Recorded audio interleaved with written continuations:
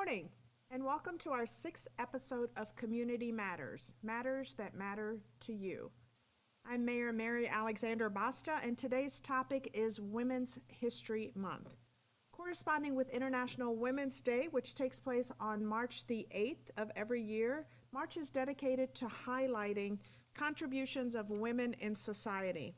We've been celebrating women's history since 1987, and we're proud to celebrate both International Women's Day as well as Women's History Month right here in Bolingbrook.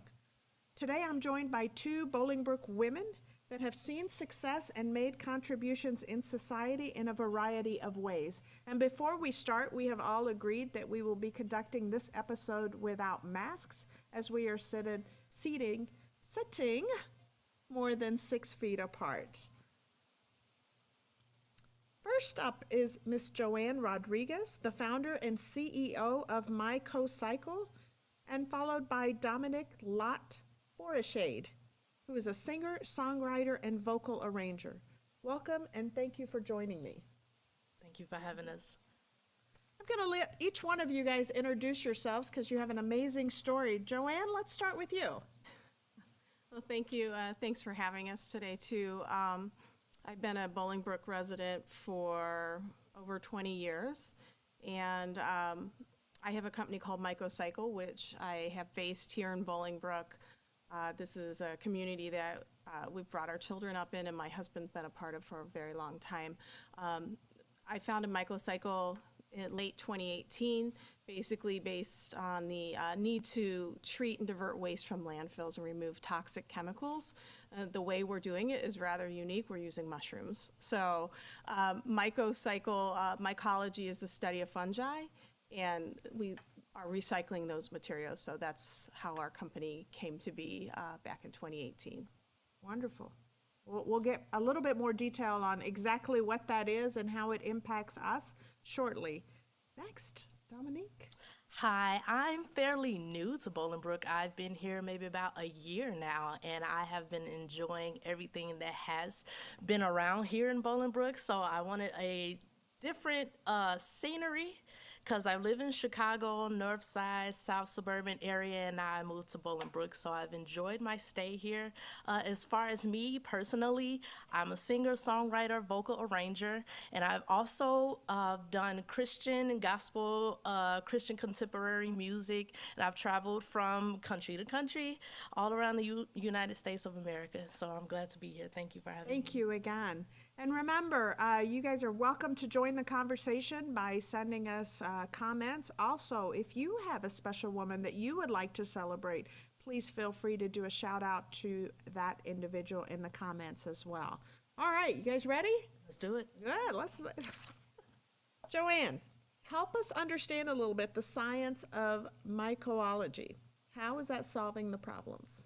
So if you look at mushrooms in nature, if you look at fungi, they've been growing on trees, usually dead trees, and it grosses some people out. But we know that mushrooms are the natural cleaners of the earth. They've been working for centuries without us.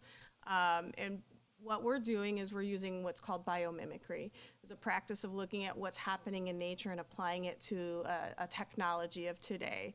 So we're taking this process that's happening in nature, and we're innovating with it to treat these waste streams. And one of the target waste streams we look at are construction and demolition waste, because they are heavy with petrochemicals in their material production. And in there are classifications of carcinogens. One of them is a really heavy hydrocarbon, and fungi are the only known cleaners of that in nature. And so we're harnessing that so we can start to create more of a circular economy, a more circular solution where we can remove toxins and de-risk these waste streams that would sit in landfill for 400 years and take that process down to 4 weeks or less. And by doing that, we're able to create a usable byproduct then that could be put into new mushroom-based or bio-based materials. And one of the examples of that would be IKEA making, they're not our customer, but they're using mushroom-based packaging. So that's one of the most prevalent examples where they're replacing plastics because they don't biodegrade. And they're using mycelium, which is the mushroom-based material, as the basis of their packaging products. Wow. You had me at 4,000 to 4 weeks. 400 to 4 weeks, but 400 to 4 weeks. yeah, we could control and contain that process so we can offer decentralized waste management solutions, not only for waste operations where they're already handling these materials, but also for manufacturers who have industrial manufacturing waste, and so they can go circular in their process. I think what's really important to note is that U.S. landfills are at 85% capacity. And globally, this is a significant issue, not only to landfill, but to burn the trash. And it's harmful to human and environmental health. It releases toxins that are 30 times, methane gases that are 30 times more harmful than CO2 release. So these are huge greenhouse gas emitters. So when we start to take a look at innovations and technology and maybe some of the infrastructure that's been in place, right, it's been out of sight, out of mind. We put our trash on the curb. It goes wherever it goes, and so it doesn't really connect with us as individuals. But I think in the wider context, we start to think about not only where does the waste go, but what goes into the manufacture of our materials, and is there a way we could bring those together to be a more circular process? That's the need that we're satisfying. You know, you hit a very hot topic when you said trash and at the curb, right? I okay. hesitated. We're not going to hold that against you this morning. I apologize. Okay, here's a question for both of you. We're going to start with Dominique. Okay. What was the journey like to get to where you're at today? So what was your journey like? Okay, so pretty much my journey has been, I think, more so young people nowadays can definitely relate to my story as far as living a life of dictatorship, because we have so much social media things and boundaries and limitations, and you make your own self-limitations, and you pretty much try to go off what the world tells you what to do instead of going off of your gut and what you desire to do. Sure. So pretty much what my passion is finding my authenticity and being that 100%. That's awesome. I like that. That's words of wisdom for our young ladies today. Yes. Joanne, what about you? My journey here, I've been, and I don't even like to say the words, but I've been the only female in a predominantly male industry in construction materials and products for decades, for 30 years. And I would say, I would echo very much what Dominique said, that you have to own it. And I would love, having learned the lessons through those times, to say, it's not a male-dominated world. Women belong everywhere. And so I think that this thought process that we're just lucky to be in the room has really gotten to me where I am now. I mean, I left that position. I was at a director level in leading strategic developments and sustainability. And in 2017, I said, enough is enough. I'm just done. I should have been thinking maybe about retirement. But it really came to a point in time where I said I need to invest in myself. I've been investing in this company. I've been investing in the future of a lot of men around me. And I would never take that back or change that, but now's the time to invest in me and put my money where my mouth is, and prove that I can carve out a space that is valuable for everybody. I think that's very interesting, because I was the first female of a few things in my business career. And I think back when you're speaking, and I'm like, I never really looked at it as I was the woman doing the job. I looked at it more like I'm doing the job. Mm-hmm. And it wasn't until others brought it out that it became, oh, the female has now reached this success. And it was like, I think for us, we just do it because we can, and like you said, we have the confidence in ourselves to be able to achieve, and therefore we do. And that's very important. Again, I can't emphasize this enough to our youth of today. You have to be the one that first believes in yourself before you can get others to believe in you. Very, very important. Dominique, with being in the entertainment industry, did the pandemic bring any different challenges your way? I believe that it helped me to get to know me more. And I definitely got into a relationship and ended up getting married, so we got to know each other more during that time as well. But I figured out that, I can songwrite, I can vocal arrange. There was so much in me that I may have had laid dormant in me that came out and was free to be me, literally. So I just embraced it instead of being afraid of it, embraced it and just take me where it can go. Awesome. Great. Joanne, along with a multitude of other recognitions, Forbes just recognized you as the next 1,000 of 2021. Tell us a little bit of what that means to you and Mycocycle. I mean, that's huge. It's huge to gain that recognition and significance. I like to say it gets me a few steps closer to Alex Rodriguez as one of the judges. But it's a phenomenal panel of judges that vetted these companies. And I think as an early stage startup, which I would consider Mycocycle to be, we're just now revenue generating. And coming through the pandemic and not really knowing with any certainty where we were going to end up, to gain that as an accolade, it really puts us at a level of validness, I guess. It was a submission process that was pretty rigorous, and I look at the people around me, and I feel very fortunate to be included. So, Talking Forbes, yeah.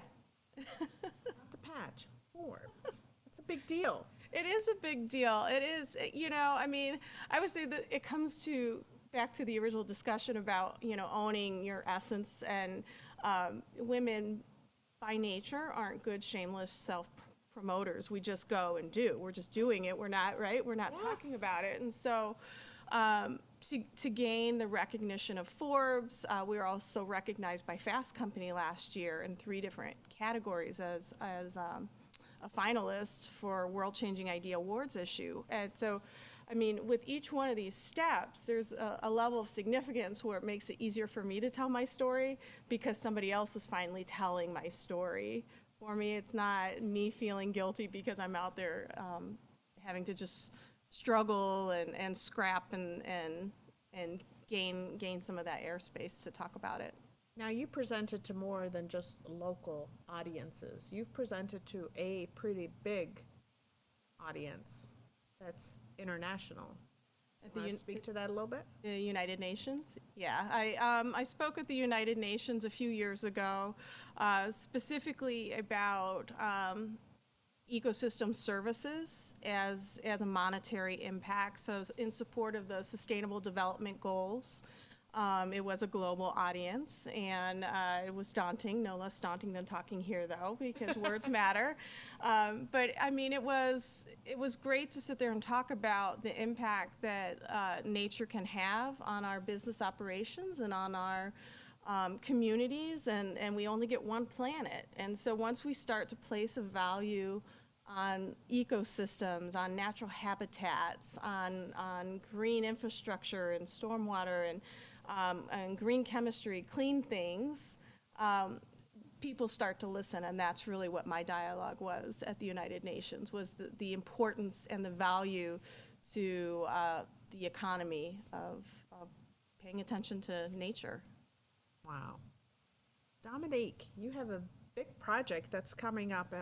Tell us a little bit about Free to Be Me.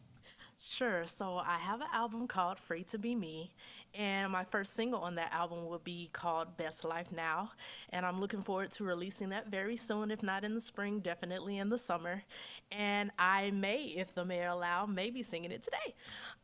So I am happy to share my freedom with you, with you all, with the world, and to just encourage people to be themselves, not what anyone else to be, but definitely to be themselves. And it's okay to be that.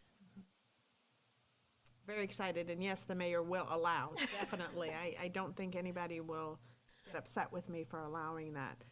Bolingbrook, both of you call Bolingbrook home. And what is it about Bolingbrook? What does this community mean to you? Joanne? Well, I mean, I grew up in Ohio, and when I moved here because of my husband. And he graduated from Bolingbrook High School. His parents have been here. They've been here for almost 50 years now. They came from Chicago, kind of seeking a better opportunity, and so they set roots here. And I never thought about it any other way than this is where my daughters are growing up. The activities we were engaged in were here. Our friends and neighbors are here. And I just signed a lease at the McNeil Properties over on Weber and Hassert for our first commercial office space. So we're doubling down on Bolingbrook. I don't want to feel compelled to have to go to the East Coast or West Coast to build my business. I think I can build my business where my home is. So I'm 3.3 miles away from where I live, and I like it. I like the nature and the diversity. The diverse community is what really speaks to me passionately, that there's a lot of opportunity to learn and see people that look different and act different and sound different, and take in the natural assets that we have as well. I've got a lot of friends here. I couldn't imagine being anywhere else right now. Well, we definitely do pride ourselves in our diversity. That's something that we've heard over and over and over again, what makes Bolingbrook so special. And it is that door-to-door diversity that we're proud of and want to continue to maintain and grow. Now, you Yes. are newer to Bolingbrook. I am. So tell us a little bit about your experience and whether or not you like Bolingbrook and want to continue to be in Bolingbrook. Well, I like Bolingbrook because when I moved out this way, I've always heard of Bolingbrook, but I never, have lived there. So now that I'm here, I like, as you all said, the diversity. I've always loved being around diversity. I went to high school and it was diversity. I just love multicultural people, just period. So I like to say up on that. As far as living in Bolingbrook, I like how we have multiple things. Like we have the promenade with the outside mall, multiple stores. So there's everything that I need that's here. If you want to go shopping, the promenade is a good place. If you want to go to Fox Valley Mall, that's not far from here either. So you have a plethora of opportunities and places to go and things to do. So that's what I've That is experienced. very, very true.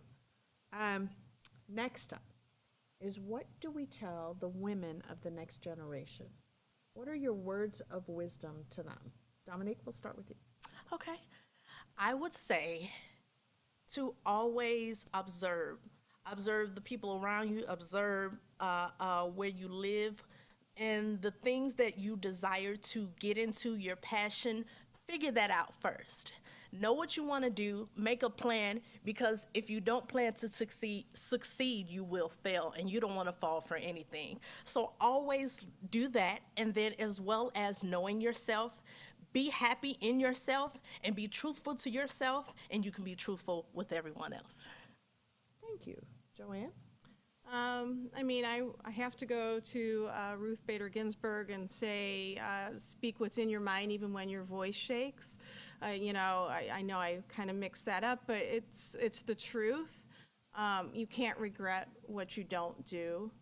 And so I think, you've got to take every day. And I think you own your person. You have to have a certain level of confidence. And I would also say that my advice is not just for the girls.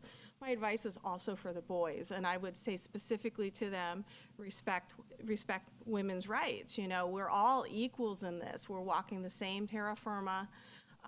Everybody's got opinions, and everybody operates differently, but that doesn't make it better or worse. And so I think, being, knowing that you're going to make mistakes in life is okay. Every single person, that's not relegated to a gender. And so I think you just have to go out there and try and recognize that there aren't boundaries to your capacity. Agreed. And I think it's also important to point out that you could still be a loving daughter, sister, mother, wife, and also achieve and be a successful business person or whatever field you choose. Don't let one supersede the other. You can do it all as long as you want to do it all. Correct. It's all achievable. So What would you like to tell our residents? Well, tell us a little bit more about, your pitch of sales point, your company, your album. What do we look out for? Tell the community. Give them a 2-minute infomercial or a minute infomercial even. Oh, well, we're raising money. We're doing an equity crowd fund, which is SEC regulated, so it's different than a Kickstarter or GoFundMe. It democratizes investing. We felt very much the need to do that for our first equity raise, and so you can go to startengine.com/mycocycle, so MYCOCYCLE. Check us out, see if it's something you want to participate in. We feel like the social network of democratizing investment is here and now. We all deserve the equal chance at having a secure financial future. I will be also this weekend speaking at the Future of Food at the South by Southwest Festival on Saturday. So there'll be a live Q&A following a pitch there. But basically just kind of track along on our website at mycocycle.com. We hope as the pandemic starts to maybe level out a little bit to try to do an open house at our facility here in Bolingbrook mid to late summer, and so we'll post announcements there as well. That'd be great. That was actually going to be one of my questions is, since you're right here in Bolingbrook, can people come by and see you? Yes, I definitely want to open the doors. We will probably be fully functional mid to late April. We're getting ready to hire, so that's great too. But yeah, I would say mid to late summer we'll open the doors. I would love to start bringing in groups of kids to teach them the future of mycology and how to grow fungi and work with the materials. I think it's only in kind of giving that wisdom and opportunity that people will start to see different types of sciences and different applications. I don't know everything. There's a lot of smart people out there, so I'd love to welcome them to be engaged, and so just keep track of that on our website. Awesome. Dominique, we spoke to the fact that you might be performing right here behind our town center one day at one of our summer concerts, hopefully this year. You want to give us a little preview of what that may look like? Sure, yes, I can. So I'll be singing my single, Best Life Now, and it goes a little something like this. Woke up in the morning smiling, sun is shining on my day. I chose to celebrate life, 'cause this is the day he's made. I'm ready to start my day, bless me as I go my way. The Lord, he gave me grace, the grace that overcame. Last night I had to fight for my life. I thank him for strength, thank him for mercy, it's new every time. I'm blessed and thanking God for all he's done in my life. The storm is over and the sun is coming out. The storm is over and I'm living my best life. The storm is over and the sun is coming out. The storm is over and I'm living my best life now. Wow. Thank you. Great job. Thank you very much. And that's like without sound system, without music. Only in my dreams would I be able to do that. Thank you both so very much. You know, we're honored again to have you as our guests. All of your achievements, kudos to you. We look forward to seeing you more and more and watching you rise and excel. We're so grateful that you have chosen Bolingbrook to be home, and hopefully you will highlight that in your careers. So thank you. I do have a message from Cecilia. Thank you so much. She did mention that March is also National Kidney Month. So a shout out to all of our kidney donors. Thank you for that. And for you at home, thank you so much for joining us for this episode of Community Matters, celebrating Women's History Month. Rebroadcast will be available both on Facebook and our website. Thank you all. Enjoy the rest of your week and stay safe. Until next time, have a good day.